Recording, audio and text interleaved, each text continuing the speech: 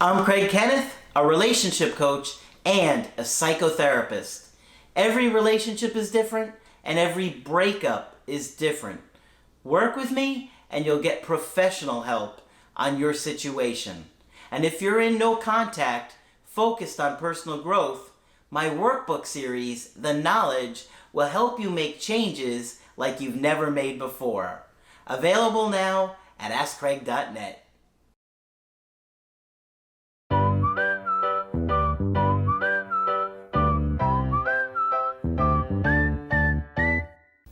Hi there, I'm Coach Craig Kenneth. And I'm Coach Victoria. And in this video, we're going to be talking to you about why no contact is critical with an avoidant partner. You guys got to listen up for this one. Yeah. Before we get into it, I did want to say that Craig and I are available for coaching sessions. So if you would like to talk about your situation one-on-one with one of us, you can do so by going to the website and booking from there. Many of you guys were in a relationship with somebody who had more of an avoidant attachment style. And I know many of you come to the channel and you haven't really heard about it before. I know there's more information about it recently, but in years past, nobody heard about it. But if you know anything about it or you don't, it's important to understand your partner and that they have different needs than you probably do. Because a lot of times somebody who's more anxious will wind up dating somebody who's more avoidant. So why are these avoidants needing space? Why do they need no contact? Well, it's because relationships were never safe for them. In their childhood, when they were growing up, they had caregivers that probably constantly disappointed them. Maybe they lashed out at them. They weren't emotionally attuned with them. They weren't meeting their child's needs when they were children. And so they kind of want to be by themselves a lot when they're trying to process things, because if they were interacting with other people, they probably weren't being treated well. It was traumatic, okay? And with trauma, it can take us back to the time when it happened to us.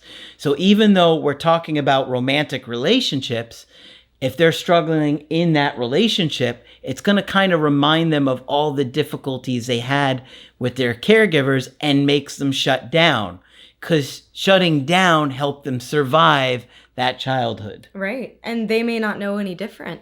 And that's really what's created when we're talking about attachment. That attachment to your caregivers in those first couple of years becomes the blueprint.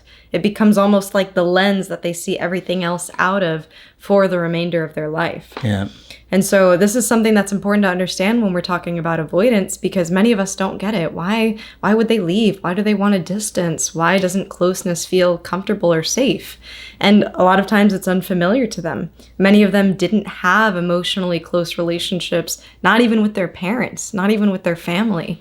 People who they really relied on to be physically safe as a kid and growing up. Yeah. Much less emotionally safe and in other ways. Some have learned that these relationships are unsafe because of things like abuse, because of things like neglect. Sometimes as a kid, they have been vulnerable, as all children are at some point, and that's been used against them. Oh, yeah. We see in sometimes culturally, when kids are vulnerable, that's made fun of. Sometimes that's something that's looked down upon, where they're taught to toughen up or to not cry. So these are wounds that can be very, very deep, that stem from very early on and affect someone for the rest of their life, affects their outlook. And especially in relationships is where we see this. Yeah. And it's kind of hard to understand and grasp. It took me a long time to get to that place where I could really understand how much it could affect us. Right? Because I used to talk to Margaret all the time, like, how could something that happened at 2 years old or 3 years old have such an impact? Well, trauma does. And this is traumatic for them. Okay. So they're kind of like scarred in a way emotionally by that connection and that idea of being able to trust a caregiver. Okay. And so when you have that dynamic your entire life of not being able to trust or count on, you're going to learn to adapt and survive differently as you get older and you enter your romantic relationships. And so a huge part of an avoidant navigating a relationship is their need for space. Because closeness, if you think about it, came with being mistreated. Mm-hmm. It came with being yelled at, lashed out at, treated poorly, neglected when they were trying to count on somebody. So now they don't want to give too much of that because it scares them. If you get too close to somebody, it's probably going to go bad, right? It's always happened to them in their past. So when they get some closeness, they're going to need space. Okay. And at the time of a breakup where they've kind of said, I need to end this relationship, maybe they were scared, who knows what it could have been, they're really going to need space in that situation. They need to feel like they're on their own, kind of powered down, processing. They are often saying things like, I can't count on anybody, even if you were a really good partner. That's the frustrating thing, is an avoidant will say, I can't count on anybody. And you're like, but I was really good to you. And then they'll come up with 2 or 3 petty small things that you didn't do right. And it's like, well, I can't be perfect. But that's a big reason as to why they're so independent. Yeah, they have that need for space and they have that need to feel independent. They're also very sensitive to pressure or feeling guilted by someone. And this is really important, which is why often reach outs after a breakup, they can feel like an intrusion. So if after a breakup, you are trying to reach out to them or your approach is one of the many other approaches that you'll hear from other coaches, like the handwritten letter or, the clean slate message, the good reminder texts, these all end up interpreted as intrusions or as manipulation tactics. Sometimes they are manipulation tactics. Sometimes they all are, let's be honest. And so it creates that feeling of guilt in them. If we're talking about somebody who has learned to suppress their emotions, learned to shove all of that down, when they're experiencing a negative emotion like guilt, what do you think is going to happen? Do you think they're going to say, oh, now I see it. This breakup has hurt you so bad, of course I'll get back. No, they're going to experience this guilt again and do what they've learned to do for many, many years, even before the relationship started, which is to stuff it and often to distance themselves, to avoid. And so keep this in mind. A lot of times we think we've come up with this great idea of how we're going to repair the relationship and fix it and it's going to work and they're going to respond this way. And we try it and they respond completely differently from how we had expected. Yeah. If we thought it would work, we would tell you to do it. Right. I mean, but we see this in our calls every week. Right. And if you think about it, people who are ending a relationship, they're already asking for that space. This is anybody, no matter their attachment style, right? They're ending the relationship because they don't see it continuing. Much more so for a person who is avoidant. So we already typically talk about no contact in general, much more for somebody who's developed the strategy where they need a lot of space. Now, you could be feeling that drive to relentlessly reach out and repair things and connect with them. But, like she talked about, that's an intrusion for them. They're kind of in this shut down, low power mode. It always reminds me of C-3PO in Star Wars, where he's like, oh, if you don't mind, if you won't be needing me, sir, I'll shut down now. And he goes off and he just kind of turns himself off and puts himself in a low power mode. That's like the avoidant. Now, if anybody knows C-3PO, he was definitely an anxious attachment style. But in the sense of droids powering down on low power mode, that's what I feel like the avoidants do. They're like a droid on low power mode. No, yeah, that's just what they are. And you got to leave them alone to power down, process for a while, reboot their system, and then let them kick back on when they're ready.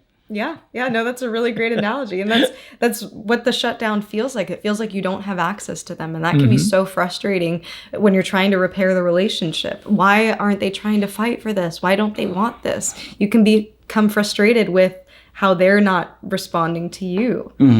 So you have to think about what their attachment style is, how it's playing into the breakup, how it's playing into their behavior after a breakup. And this is why no contact is so important, because if we try to use a different approach, it will backfire. Yeah.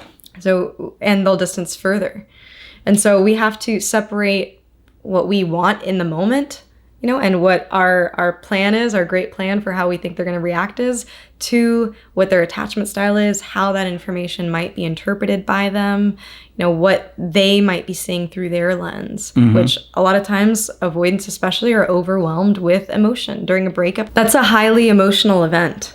And so that's going to cause them to turn more inward. They're not sure how to manage these emotions. Yeah. And so something to think about when going through a breakup with somebody who's more avoidant, and why no contact is so important. You need to give them that time and space for them to breathe. Yeah. It's hard when you're built the exact opposite, but you have to try and remember how they are and their issues, and that they're going to be more hyper independent and want to be alone to process. If you really want to repair it with an avoidant, I really suggest that you don't reach out to them and you let them reboot when they're ready and reach out when they're ready, because they do. Now, it usually does take longer, especially than an anxious partner, but the alternative is just trying to push yourself, force yourself into their life, and they're not going to feel that spark, that romantic spark and connection that they did when the relationship first started. It's going to feel more like this guilty obligation, responsibility, and you don't want to come across that way when you're trying to make somebody want to come back and repair it with you. Exactly. And I want to have a word with you empaths. Because I know many of you empaths are with people who are very avoidant, and you feel for them. You feel for them and you want them to change, but I want them to feel closeness. I want them to feel healthy closeness.